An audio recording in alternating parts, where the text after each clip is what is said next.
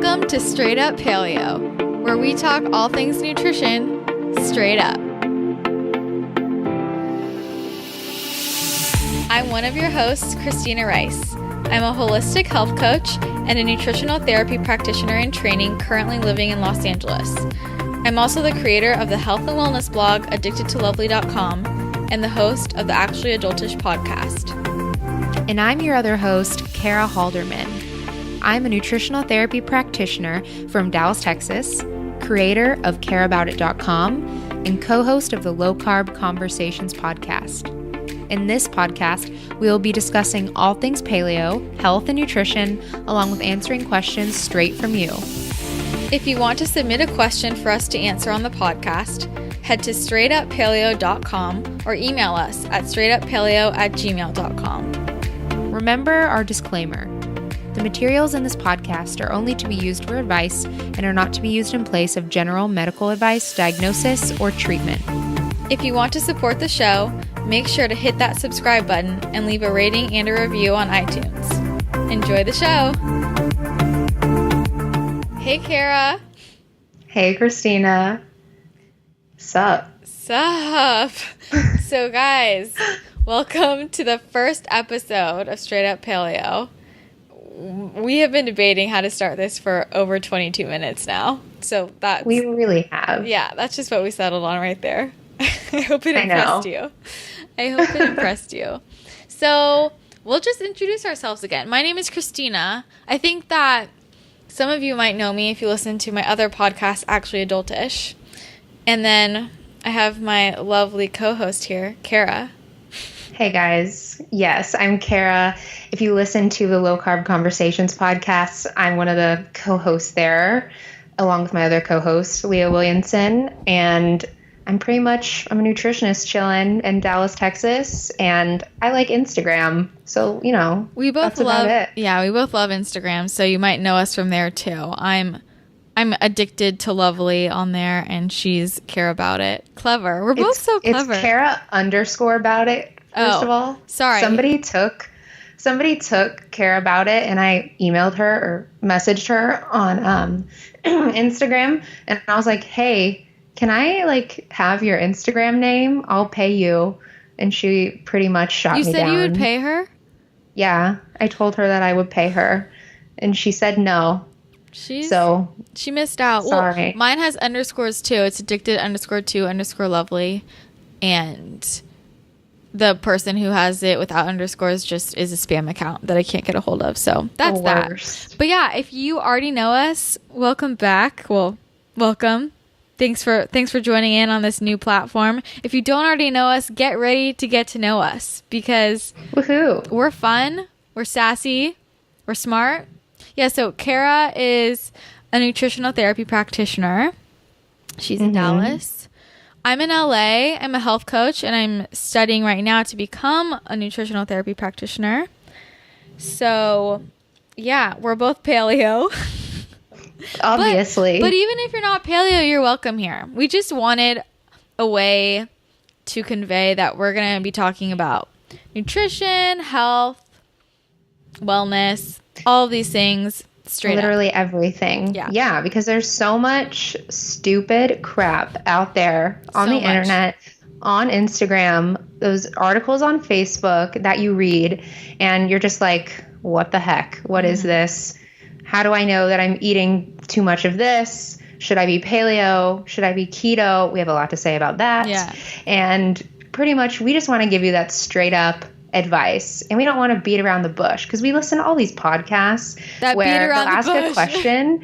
Seriously, we listen to all these podcasts. They'll ask a question and pretty much all they say is, it depends, which is a valid answer. But we want to give you... We're saying that too, but Yes, we will. Also the harsh truth. Yeah, but they'll just be like, it depends, listen to your body. That's a total valid argument. Totally. But we want to give you some more, concrete advice to go along with it and just be real. So, yeah. We're very into being real, and we just want to start this off straight off the bat. We're blunt and direct, and yes, if you can't appreciate it, this might be a little rough for you. But and nothing is off limits. No taboo topics over here. It's going to be fun. So the way we want this podcast to work, which we mentioned in our little intro, but we really want you guys to send in any questions you have. So it can be like your specific situation, or it can be something more general that you're wondering about. Anything having to do with health, nutrition, fitness too. Yeah. Even like mindset stuff. Yeah. I focus a lot on that because I feel like I've gone through a lot with food, and really all of my shifts started when I dealt with my mindset and all the stupid stuff that goes on in our head. So really, if you need advice about anything, just be specific, shoot us an email. The more specific, the better. But, don't write us a novel because that's crazy. But be specific and let us know what you want, and we'll do our best to answer the question. Yeah. So, going back to that, like mindset, definitely. Both of us have histories of eating disorders, and we have a lot of experience helping other people who have struggled with eating disorders. So we understand the whole mindset thing around food, but it can also not be about an eating disorder. It can also just be about overall wellness. We like biohacking things, and Kara is a meditation expert over here, and there's just lots of really fun not. things. You are, though. You're just, I imagine you sitting in your room floating as you meditate. That's how I wish. With your blue blockers. I should put mine on. Were you the one who said you wear your blue blockers all day? Yes. I usually wear them all day, if not at least 2 hours before bed. So there's your first tip right there, everyone. Get some blue blockers 2 hours before bed. Truly. If you don't know what blue blockers are, you need to know. Pretty much they just block the blue light from electronics and all of your, lights in your house and stuff, and it disrupts our circadian rhythm and sleep patterns. So if you want better sleep, just get some blue blockers. Which you need because you need to protect your mitochondria, because if you haven't been hearing about the importance of mitochondria, well, now you know. Mitochondria are everything. We'll have to address that. Yeah, well, maybe we'll do a whole podcast episode about that. But yeah, if you have questions or comments, anything, you can, like we mentioned, go to our website. There's a contact form there that you can fill out, straightuppaleo.com. You can also email us directly, straightuppaleo@gmail.com. So we really want to hear from you. The other thing that we want you to do is to join our Facebook group, which we literally just made. And it's called Straight Up Paleo Pals. How genius is that? Kara came up with that in about 2 seconds. It's so cute. I love it. Because you guys are our pals. Yeah, so come chat with us. Our best buds. Love ya. Exactly. We always joke that we don't have friends. So we need some more. Yeah, please join friends, because we don't have any friends except each other. Yeah. So join the group. We'll add you, and there will be insider information in there. We might do some giveaways exclusive to members. So you want free stuff. Yeah, you want it. Just join the group. So join. You know how much Primal Kitchen dressing I have that I just want to give away? Yeah, literally so much. It's insane. It's probably going to be the first giveaway, you guys, is my Primal Kitchen dressing personal stash. My personal stash. I should do one too because I have so much. And then, so we're going to do questions from you guys. That's the main point. We're also just going to do episodes where Kara and I just talk randomly about issues that come up in the health world that we want to talk about. And we're also going to bring a lot of really awesome people on here to interview. Really cool people. That's going to be so exciting. I'm really excited. We already have some really fun interviews lined up. Can't wait for you guys to hear them. And if there's anybody in particular that you want us to try and get on the podcast, shoot us a message. Yes. Slide in them DMs. Actually, don't slide in my DMs, please. No. Anybody who follows me knows I hate DMs. So you can DM me. I may or may not reply, but you're more than welcome. Yeah, you can do that, or you can just email us that works too. A nice person. So all of that. But now that you know how to contact us, let's get this show rolling. So I think that we're gonna start off by talking a little bit about ourselves, just so you can kind of get to know us. And some of you, if you already know us, this might be redundant. Sorry about it. Sorry, not sorry. People who are new, this is a good way for them to understand our lives. So, Kara, I'm going to start with you. I feel like I'm about to interrogate you. Why don't you just sort of tell a little bit about your health journey? What were you like growing up? What made you go paleo? What happened when your stomach almost exploded? All that. It did. Yeah. So basically, I've told this story a lot, but I feel like every time I tell it, somebody is impacted by it. So that's why I keep telling this story. I basically have been really sick. Like my stomach always had problems since birth. My parents, they fed me soy and rice formula, and they said I was just never could keep it down ever. And it was a constant struggle to feed me. And that pretty much carried over throughout my whole entire life. My stomach was messed up, constantly nauseous, bloated, you name it. I had those issues. And then in high school, I developed a pretty gross case of mono, and I didn't go to school for like my whole sophomore and junior year. I would show up for 2 weeks and people would be like, whoa, where did you come from? And then how did that work? Like I almost got truancy. Like I almost was not able to graduate. Okay, that's like what happened to me senior year. But like that doesn't make sense to me because I only missed like 1 quarter. Really? Yeah. Mine was weird because I would be sick for a couple months and then I would go back to school and then I would just totally relapse and have to miss school again for another couple months because I was also on drill team and I was super physically active and it just totally overworked me. Were you seeing doctors? No. My doctor, when I had mono, my doctor told me there's nothing you can do about it. You just have to sleep. And that's exactly what I did. So I just slept for pretty much a whole year. Mm-hmm. And I never felt the same after having mono. It kind of ruined my life. And then my doctor told me, you have chronic fatigue syndrome, because literally I was chronically fatigued all the time and I didn't know what to do. I was about to go to college. What did you eat like during this whole period? What was your diet like? Typical teenage diet. So I loved McDonald's. Christina and I both shared a love for McDonald's. So much love. It was hardcore.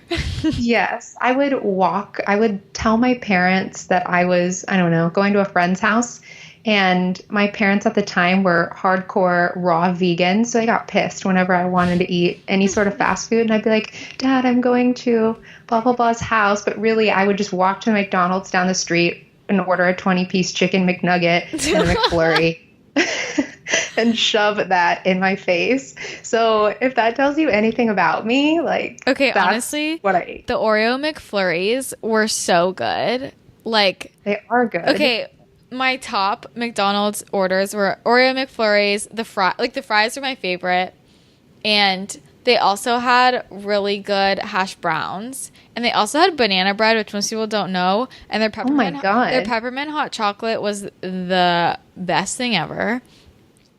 You got wild with the McDonald's menu. Oh, I was just there. Straight up 20-piece chicken McNugget for life. I was more of I would get a double cheeseburger, ketchup only. That was my order.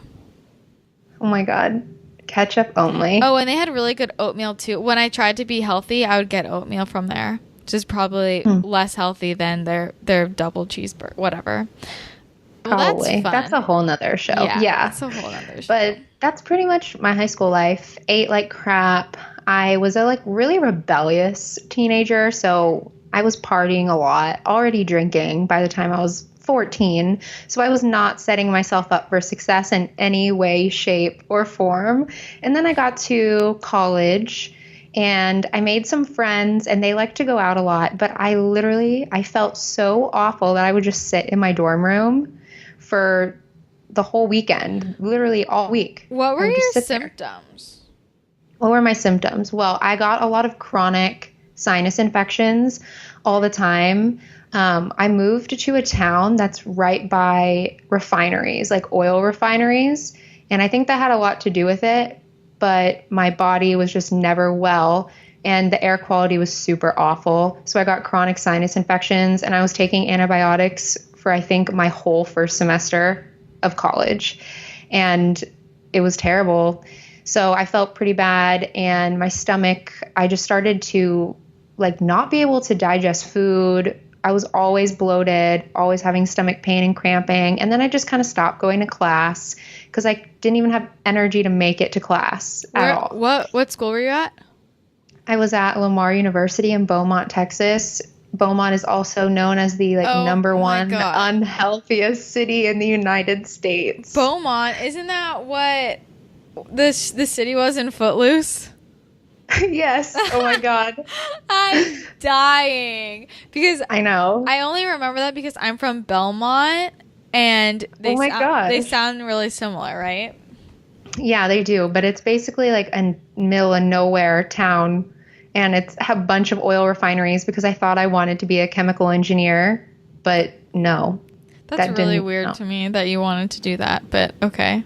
I like math and science, and my teacher and my parents were just like, I come from a engineering background, engineering family, so they were like, just go do it.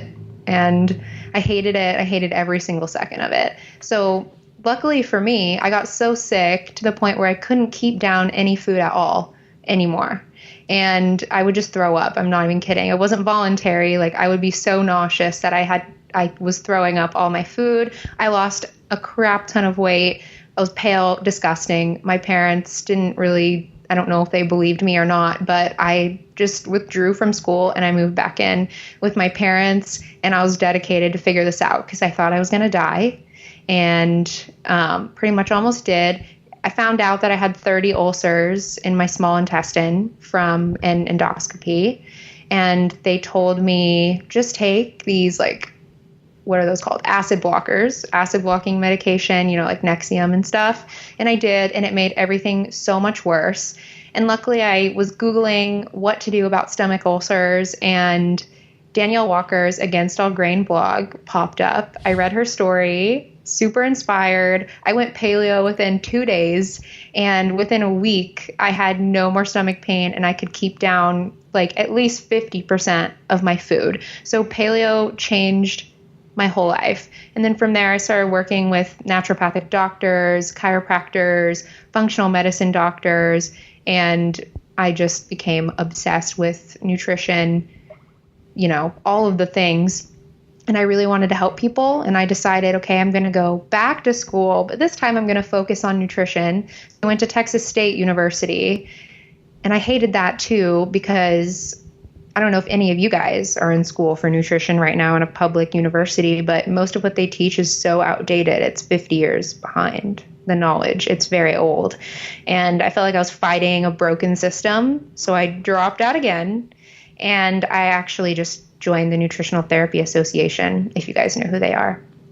They're pretty rad. They will now. And I said they will now after this.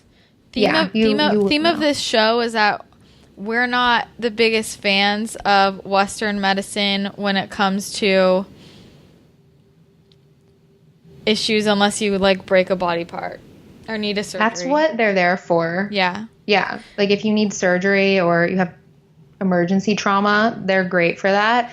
But if you want health, they're not. Yeah. If you want overall health. Yeah. I just went through NTA. It changed my whole life. And now I'm a nutritional therapy practitioner, and I work with all sorts of women just dealing with gut issues, hormone issues, problems, moving to the next level in their health. And I find that a lot of times it is a mental issue. Mm-hmm. There's something going on unconsciously in your mind that's holding you back from being the healthiest version of yourself. So I work with a lot of people in that way. And I do podcasting, Low Carb Conversations podcast, and this one, duh. So that's where I know. And that's where I am right now. So that's pretty much it. Do you have a favorite health topic? Favorite health topic? Or in your practice, do you have a favorite thing to focus on? Yeah, it should be no shocker or surprise, but gut health. Yeah. We focus a lot on gut health. Even if you have hormone problems, just start with the gut. And if you went through the NTA program or you're familiar with them at all, that's pretty much what they teach you the whole time, is to start there. What about you? That's my favorite topic too. I love gut things because because that was the source of all my problems too. How did you get into all of this stuff? I know you had a lot that went down when you were young. Yeah. I mean, I don't even remember everything, honestly. I mean, I grew up always having digestive issues, but just always thinking it was normal. I basically reacted to everything I ate. I basically looked like 9 months pregnant my whole life and would get really weird reactions to food. I was chronically constipated, like straight up, guys. This like chronically constipated. We will be talking about poop. We're going to be talking about poop a lot. That's probably my favorite subject, honestly.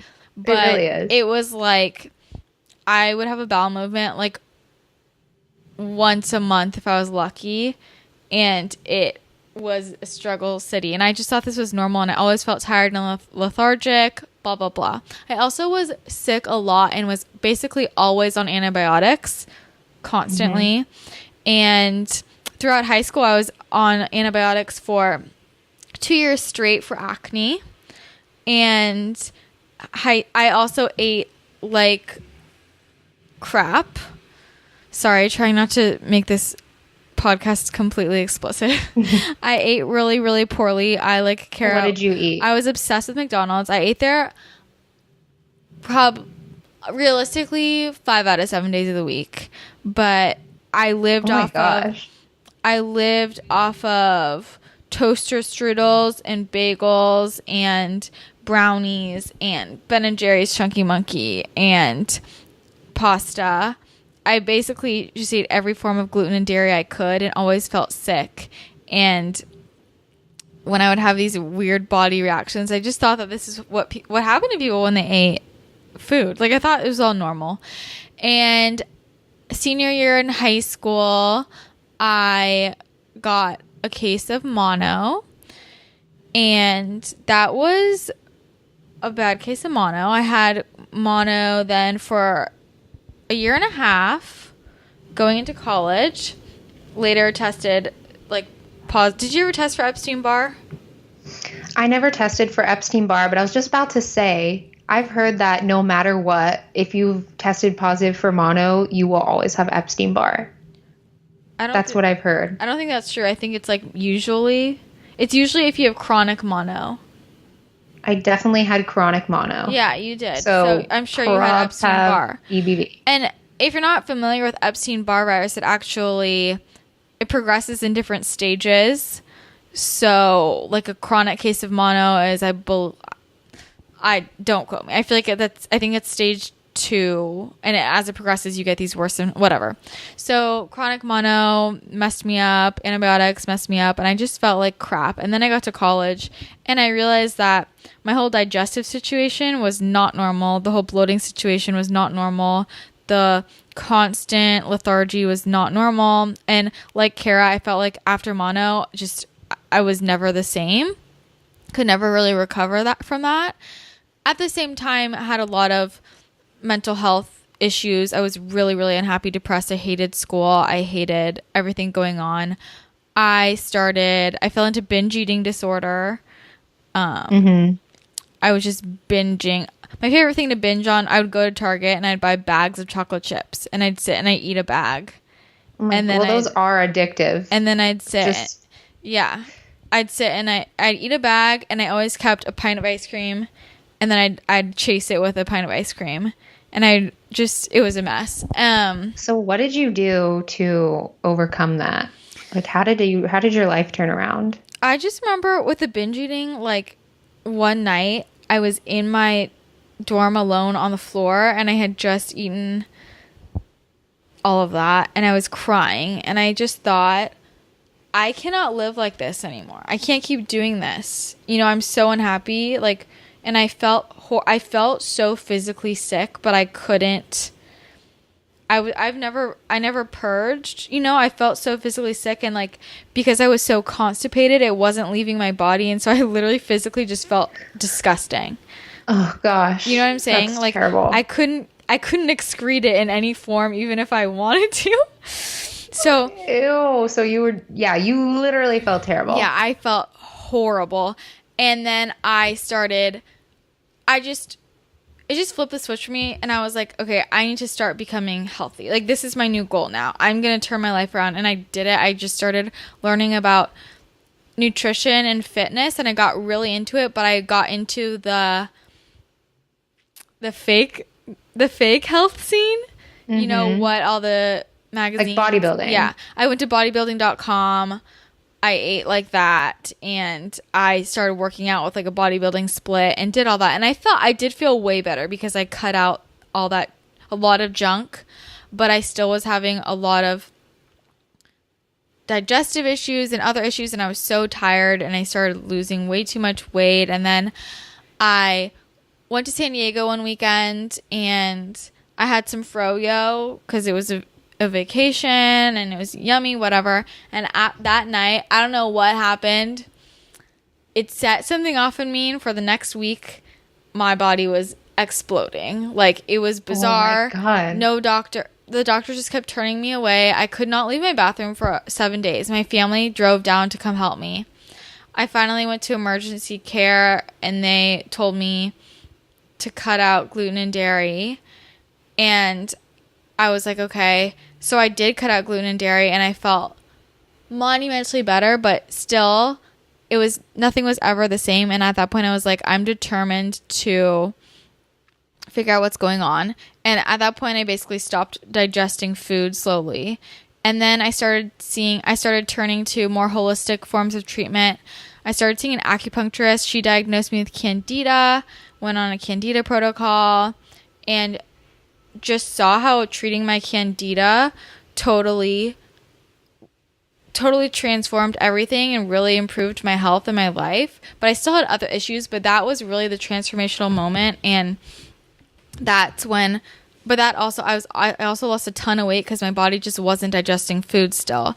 And so it took a few years, and then started seeing a naturopath. Long story short, found out I had SIBO, a bunch of other bacterial overgrowths. But during that whole time, before I found a naturopath, I have been seeing so many Western medical doctors, and like seeing so many GIs and endocrinologists and rheumatologists and just so many specialists, and spending thousands of dollars, and nobody was helping me. And when I would go in there, I was more knowledgeable than them because I dedicated all my free time to studying myself and going on the internet and reading research articles and studying nutrition. And I had really, because I had seen the power of food through healing and like how changing my diet helped me thus far, I just wanted to dive into that more. And when did you come across paleo? Like, when did you start that? I dove into that more sort of like before I ever tried the Candida protocol, or before I went on the Candida protocol, I read about it and I wanted to try it, but to me it just seemed like so difficult to do. And I would try it for like a week and then I kind of backed out. But then once I was on the Candida diet, I was sort of forced into being paleo.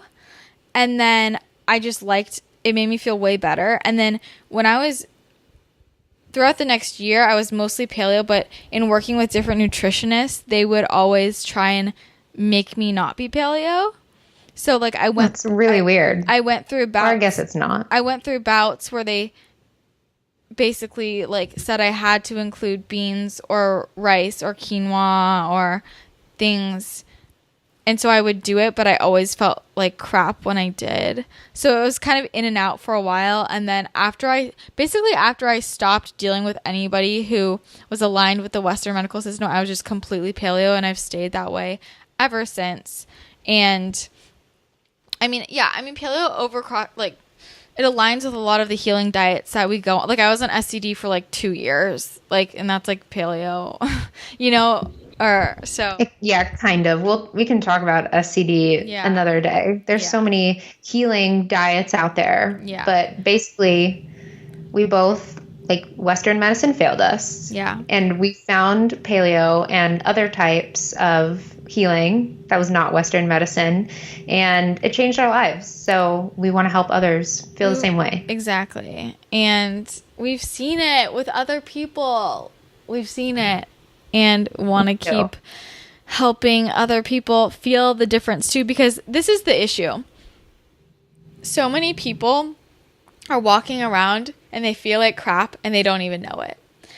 Or they have symptoms and they don't even realize them because they think what's normal to them is not ideal health. Like, you can feel better. I think people have just gotten used to these symptoms, right? They totally have. Mm-hmm. I was walking around oblivious. You were walking around oblivious. Mm-hmm. I thought being bloated and having to take 3-hour naps after eating was totally normal. Yeah. And then all of my friends were like, why are you so tired all the time? Yeah. Why do you have stomach issues? And I'm like, oh, you're not? Like, you're not tired? You don't have stomach problems? Yeah. But even in groups crazy. of friends, like, I think now all my friends who don't think they have any health issues, and I can think of health issues that they have, every single one of them. They're just used to it. Like, they don't mind getting bloated a lot, or they don't mind randomly being constipated or having diarrhea. They don't mind always having brain fog. A lot of the times with the brain fog is I didn't realize I had brain fog for 20 years until I cut out gluten out of my diet. And then one morning I woke up and I literally felt like I had taken off foggy glasses. I was like, what the hell?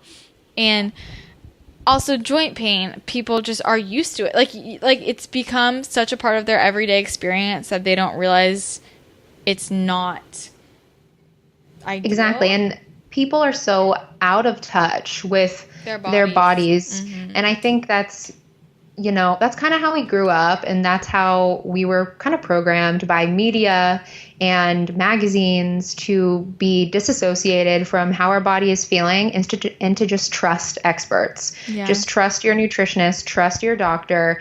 Don't worry about what your body is actually telling you.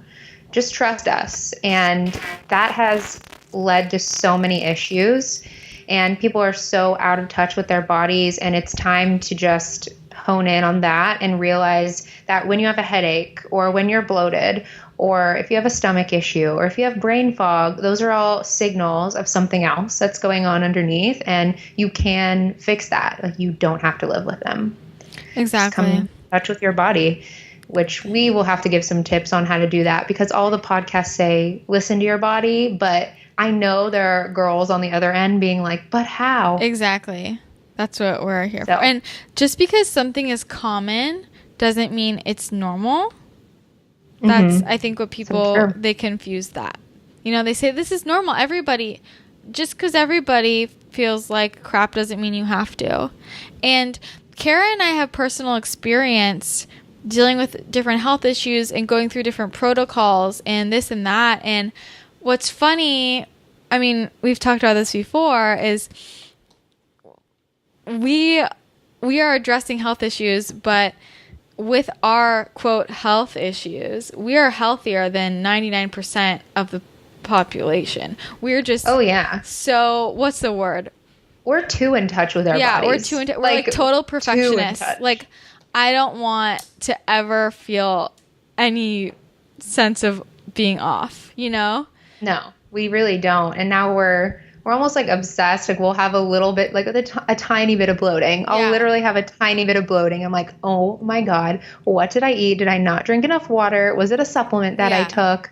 So you can be on literally any extreme of the spectrum. You can be overly in touch with your body, and you can be totally out of touch with your body. And you want to find that happy medium, because it's not healthy to be overly in touch with your body and be obsessive. Like, we text each other sometimes freaking out about stupid things that happen, and it's so not worth it. Just don't do it.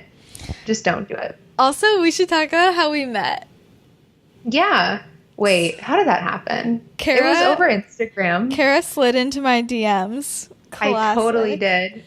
No, I told this story on your podcast, but I totally slid into your DMs because I came across one of your blog posts, And this was at 5 a.m. What I was doing at 5 a.m. reading blog posts, I don't know. But I read one of your blog posts about college and how you hated college and you were super sick and all this stuff. And this was at 5 a.m. and my whole life story one. But how did you find my blog post? Like, through Jordan. I think she posted something about you, and then I clicked on your profile, and then I found your blog and just binge read 4 posts at 5 a.m. And I was like, oh my God, we're the same person. So I had to slide into your DMs. And then I don't know what happened, but Christina was randomly like one day, hey, can I just have your phone number? So can we just text? Yeah, because we always talk. I literally hate DMs. Like, when my friends DM me, I get so mad because I won't text unless I'm on my computer so I can type. Wait, I just found it. I scrolled up to the top. You replied to one of my stories. Okay, so my memory is flawed. You replied... No, because I remember this. Because you replied to my story. You said... Well, I'm not going to read the whole thing, but you just said, like... You're like, preach. I was probably ranting about something. If you guys don't follow me on Instagram, I'm like famous for ranting. And you said that you had been listening to my podcast and that you heard I was going through the NTP program and that you had just finished it. And I was like, oh, that too. Yeah, I was like, oh, congrats. Like, that's so cool, blah, blah, blah. And then, yeah, I don't know. From there. Okay, well, something happened with the blog post because that's what I distinctly remember was reading one of your blog posts and thinking we were the same human. But yeah, I probably DM'd you. But basically, it was like a few. Okay, we talked back and forth a little bit for like 3 days. This is so creepy. And then I found it, and then you messaged me and you go, okay, not to be a weirdo or anything, but I read your story on your blog about school, your health, all that. And then, yeah, we started talking about it. So yeah, Instagram is cool. It changes lives. It brings people together. And now Kara is my number one person who knows every single thing about she probably knows more about my body and my life than I know. And I do. I'm always like, Christina, go to bed. Her boyfriend hates me. Her boyfriend hates me because I take over her life. You know, I think he thought I was cheating on him because I was always texting Christina, and he's like, who is this person that you're always texting? I'm like, just no one, just some girl I met on Instagram. He's like, what a that is the weirdest. No. But now they're chill, and Christina's going to come to Dallas, and we're going to cook all of the food for her. All of the food. That's all I want. I'm serious. And you're going to come to LA soon. Yes. But moral of the story with Instagram, you can meet some cool people. So sure, slide into my DMs. I'd actually love to chat with you because Instagram gets boring for me sometimes. There's some really cool people on Instagram, but Instagram's also a very dangerous place. We love to talk about Instagram lies. You should listen to, there's an episode on Actually Adultish podcast with Kara. I interviewed her. And we talk about some of the BS on there, but we also are going to address that, I'm sure, on this podcast as well. So if you ever see something on Instagram and you're like, you should send it in. I wonder about that. We'll talk about it. Send it in. Yeah. We have a couple coming up for our next episode, but we wanted to start our first episode here by chatting about a topic, basically. Yeah. We want to talk about eating paleo and being social because I don't know about you, but I get that question a lot. I get that. Well, I don't really get that question personally, but I hear everybody asking it to other people. So I know it's a question people have. Yeah. Yeah. From clients that I get, one of the top questions is, how do you go out and be with your family, be with your friends, and still either eat paleo or stick to a protocol or just in general eat healthy? Oh, yeah. No, with clients, for sure, that's like the most common thing when people don't stick to the way they're eating. They're just like, well, I was with so-and-so. I was at this thing, at that. Like, it's always a social situation. So why do you think people fall off track when it comes to eating in social situations? I think that a lot of people have a hard time standing their ground, honestly, just to be blunt. Mm-hmm. You know what I'm saying? People feel embarrassed or ashamed or nervous about just saying, I don't eat that and I don't want to. They, you know, they feel like like they're socially obligated, when the truth is you're not obligated to do anything in any situation. It's like if somebody's offering you ecstasy, just because they're offering it to you, you're gonna say no. Yeah, just because they're offering it to you and all of your friends are doing it, are you gonna do it? You know? And the thing is, if somebody is going to react negatively to you saying that you don't want to eat, I don't know, a piece of birthday cake, bread, that's weird. Like, why do they care? You know? And the thing is, you don't have to explain it. Mm-hmm. The best way to avoid getting weird looks and people talking about you, which they probably won't be, by the way, but the easiest way to avoid that is if somebody goes, hey, you want a piece of cake or do you want a drink or whatever, you just say, no, thank you. Yeah, literally, that's it. That's it. That's it, guys. This is the biggest mistake I see people making, and people do this on social media too, and it's like all they talk about is their diet they're on. You know? No one wants to hear about that, except for us. Nobody cares. You just eat how you eat and whatever. Like, I think this podcast is the first time we've ever kind of labeled, oh, we eat paleo, but in regular life, I don't know. It doesn't come up. You know, you don't just randomly. It doesn't. Like, it's weird to me. I've been in social situations where somebody will just randomly be like, oh, I can't eat that because I'm paleo or I'm keto or I'm SCD. And I think in my head, you didn't need to say because blah, blah, blah. You're kind of saying that. Why are you trying to defend it? Like, if somebody asked me point blank, oh, what sort of diet do you follow? Then it's just easiest for me to say paleo just because it's easy to, you know. Exactly. Yeah. But most of your family members, they'll respect you if you just say no and you don't give this long explanation. Like, do you want a piece of cake?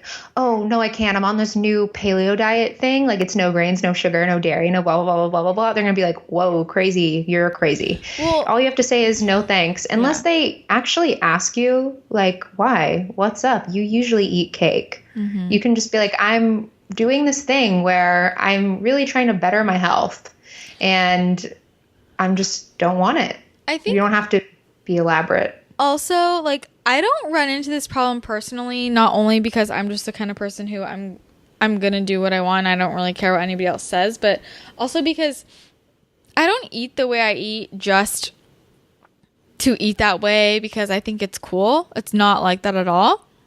I eat the way I eat because it has transformed my health and I feel so much better, and I know what I will feel like if I don't eat that, and it's not worth it to me. Like, I know. And you're going to have times though. Yeah. And you're going to have times where you eat something and you feel it. Like, you know that it did not agree with you, but use those times as fuel for that next occasion when there are temptations and people are wanting you to eat things. Remember what it felt like to eat that piece of cake, and remember how great you feel when you don't eat it. I think that's the thing. It's like, once you, it can be hard to transition to, for example, a paleo diet or a type of eating that's like any type of healing diet. It can be hard, but once you make the transition, you start to see how your health changes. And I also don't want to say, we're not sitting here saying everybody has to be paleo also. No. But I'm just using this as an example. This just doesn't come up. It's like not hard to say no to something because you feel it, you know? Mm-hmm.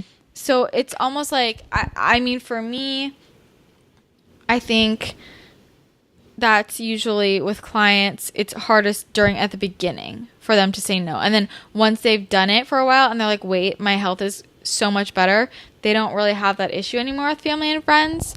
I think the other thing is I just keep going back to the thing about responsibility. Like, I know some people who are just like, well, I was with my whole family and this was the only food they served. I was on vacation and this was the only thing, everybody else was eating it. So I see that a lot. It was the only thing there. And I'm sorry. I have never been in a situation where I had to eat not paleo. Me either. If you really care about your body and you don't want to feel like crap, you make it happen. Mm-hmm. Like that's just kind of how it is. And if you're 100%, yeah, there's always an option, but check in with yourself. Are you 100% cool with eating that food? Like you weighed the consequences, you know that, okay, I'm going to feel like crap, whatever, if I eat all this pasta that my family's making, and you check in with yourself and you're like, yeah, I'm willing to take the risk, then go for it. Mm-hmm. But if there's some doubt in your mind or you really don't want to feel that way, seriously, be resourceful. You can always make things happen. Make your own food. Go to the store. Pack a cooler. Eat before the event. There are so many ways that you can avoid that. And, I've actually still learned that. I'm 22 and I feel like I just now mastered the art of social eating. I still was really influenced by the people around me because I was not strong enough to say no. And I think that also has to do with your sense of self-worth. Like I had super bad self-esteem. I did not think enough of myself. And so I was really impacted by what other people were doing because I wanted to fit in. Mm-hmm. So it really has a lot to do with what you think about yourself. How high is your self-esteem? How worthy do you deem yourself? And if you really care about yourself and you know how valuable you are, you will stand your ground. And that's hard. And that's something that you do have to work towards.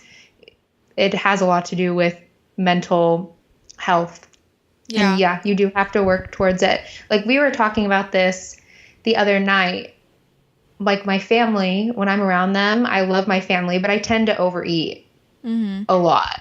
Like why? Like, do you think people binge eat in social situations? That seems to be a huge thing. It's mindless eating. Yeah. And also, but this is the thing though, which we've talked about, and I also wanted to bring this back to what we were saying before, is like sometimes it's okay to emotionally eat and it's okay to sort of binge eat. It depends on the situation. It's healthy to, and that's the same thing. It's like if you are following a paleo diet and you go out with your friends and you genuinely want to eat something not paleo, eat it, Yeah, do it. Do what you want. But it's just, the point is, whatever decision you want to make as an individual, like you have to figure out what do I truly want to do in this moment and do that. If in the moment you don't really want to eat the piece of cake, but you're doing it because you feel peer pressure, then that's a bad choice. If in the moment you really want that piece of cake, even though you know it's going to make you feel like shit, but it's a part of being social and you're having a good time and whatever, if that's how you're feeling, you really want to eat it, and then you don't eat it because you're paleo, then I think that's a bad choice. Because that's restricting yourself. Don't do something just because you're paleo. Yeah. Or just because you're on an autoimmune diet or whatever. Yeah. It really is about checking in with yourself and realizing, what do I want right now? How will this impact me later? Am I cool with it? Okay, I'm cool with it. Yeah, I'm going to continue eating that. Yeah. And back to our families. Like, I mean, I told you I do the same thing, but it's like on holiday, or a special occasion, a few weeks ago I went home and we made so much food and they made me a whole duck to myself, right? I saw that. I mean, I ate so much food and I ate way beyond feeling full, but it was so good and I just wanted to. And it was a version of emotional eating, but I needed it in that moment and that nourished me in that moment. And it was actually a positive version of emotional eating, but even when it's a negative version of emotional eating, like, I don't think that there's anything wrong with when sometimes you need food to comfort you, in a moment, and you let yourself go ham on what makes you feel good. But the problem is when it becomes a pattern. That's different. Yeah, that turns into binge eating. Yeah. Like that is binge eating disorder. But, the occasional, whatever you want to call it, overeating or just pushing past your satiety because you're having a really good time and you don't want to break rapport with like your family and you just genuinely want to, that's totally okay. But like you said, when it becomes a pattern, it's a problem. And when I noticed it was a problem for me was when I'm with my family, which is usually every week, we all tend to overeat. And it's just, I push myself past satiety and I'm so uncomfortable. And then the next morning I'm still constipated and bloated and all this stuff. And I never felt good. And occasionally, that's totally fine. Like if it's a special occasion, a holiday, you're celebrating something, go for it, do what you want. But for me, I realized, okay, this is a pattern and it needs to stop. Well, you realize you don't actually want to eat the food. It's not like I'm just overeating because I want to and it's good and yay. You're just doing it because you're there and what are they going to say if I stop? It's not because you genuinely want to. And that comes back to how being in tune with yourself, And and it's just about asking yourself those questions. And if you've never done that before, like you're the kind of person that you just, whenever you're in a social situation, you just keep going and going and going. The first step is to really start asking yourself questions when you're presented with food. Like just asking yourself, just stop. Like don't go ham yet. Just stop, look at the food, get internal with yourself and be like, okay, do I want this? And just wait for a response. Like, just wait. If it's yes, then be like, okay, cool. If it's, I don't know, then keep asking more questions. Always ask why. Yeah. Why is the best question in my experience. It evokes the most response. Just be like, why do I want this?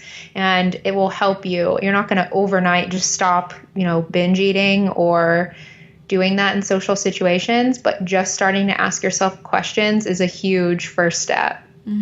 It takes a long time to learn to listen to yourself and your body. And I'm kind of sick of everybody talking about listening to your body and like it's so easy. And I mean, that's a whole other episode because sometimes we can't listen to our bodies, but listening to yourself and your wants and your desires and your intuition is something that I truly believe everybody can do. But that's not easy. So we're not sitting here being like, oh, you should just be able to understand what you want. And it takes a long time. It took me years to figure that out. I'm still in that process. Yeah. It never ends. It never ends. Yeah. But you get better as time goes on and your life dramatically improves when you learn to trust yourself. And we'll have to do episodes on strategies to help you with that because it's a big part of life. You can just eat paleo and eat picture perfect and have the perfect paleo diet, but you can still feel like absolute crap. And it's usually just because your mindset is not in check. You're not in tune with your body. There's something going on to where it's just holding you back from being at your full potential. So they really go hand in hand here. And that has a lot to do with the topic that we're just talking about, eating socially. And also, I just want to put this out there. So Kara and I are 22. And a lot of people think that because they're younger, they can't do these things. Well, because they're hanging out with people who like to party and like to eat crap. And what I have to say about this is, first of all, who are you hanging out with? I feel like if you're the kind of person who cares this much about your health and is having this struggle, then you might not be hanging out with people who you should be hanging out with.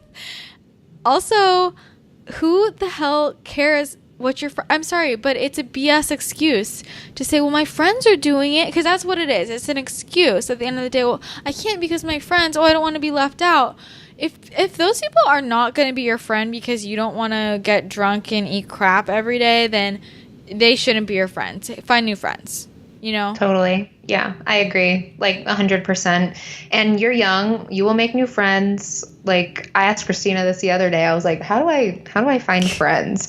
Because I'm at this point in my life, like Christina said, we're 22 years old. We're young. If you're listening and you're 22 or below or in your 20s, 30s, like we get you. You want to be socially accepted. You want friends. But I'm at this point in my life where I'm not willing to have crappy friendships and have people that are not going to support me. And they don't need to know everything about my diet. They don't need to know every last little health detail about myself. Like, you can have friends that don't talk about food and nutrition and stuff. Just find people that are supportive, that is a healthy relationship, and they're not going to pressure you. But if you like going out and stuff, like, that's cool too. Yeah. Well, as I'm thinking about this, so for just as an example, I went paleo when I was a sophomore in college. And at first I had a really hard time with it socially. During that time, I also dropped most of my friends and found a completely different group of friends who I actually felt like I connected with. Like, I wasn't just friends with them out of convenience, like most people in college are friends with each other for. And once I found that new group of friends that I actually connected with, the way I ate was never an issue, not once. And most of them didn't eat healthy at all. But just because we actually had things in common and they were real friends, they didn't care how I ate, and nutrition wasn't the focus. A lot of it has to do with the people, It's true. Find people that you have real, genuine connections with, like you said, and not people that are just there. Like in college, that's how you make friends, because they're just there and you have acquaintances. My two best friends, I know them from college, from when I was in Beaumont, and we hung out together all the time. And they were there when I dropped out of school, when I was sick, when I changed my diet to paleo, and they never once judged me. They never once said that, okay, they made fun of me a little bit, but that's what you do when you're really close with people. You poke fun at each other, but they never once said, like, you eat weird, we can't hang out with you, or like, you don't drink, because they like to drink and they like to have a good time. And I just couldn't do that because it wasn't worth it to me at the time, because I was in a healing process. But they never once made me feel like an outcast. They always supported me and still wanted to hang out with me. So it's also about, just like you said, finding genuine people that you have connections with, and you don't have to have everything in common, like health and nutrition. Just have real connections. Yeah, but if somebody doesn't support you in trying to feel as healthy as you can, then they suck. They can leave. Yeah. Exactly. Yeah. So I think that's a good wrap up. I mean, I actually, now my head's spinning. Could talk about that for a long time. If you guys have it could be like a 3-hour episode, but we'll not. Also, just really quickly, I just need to say this as often as I can. When people say that the food, like healthy food, is weird, I just don't even know what to say, because I think that your highly processed, not real food is weird. Quote, food is weird. I'm just eating vegetables and meat and like normal things. You're sitting there eating basically plastic and plastic carcinogens and hormone disruptors wrapped up in I don't know what, like fake. It's not real. That just shows, how normalized crappy eating has become. Yeah. Like the other day I used to work somewhere with my mom, and somebody that I worked with described me as like earthy and crunchy. Like, have you heard those terms? And I was like, what is that even?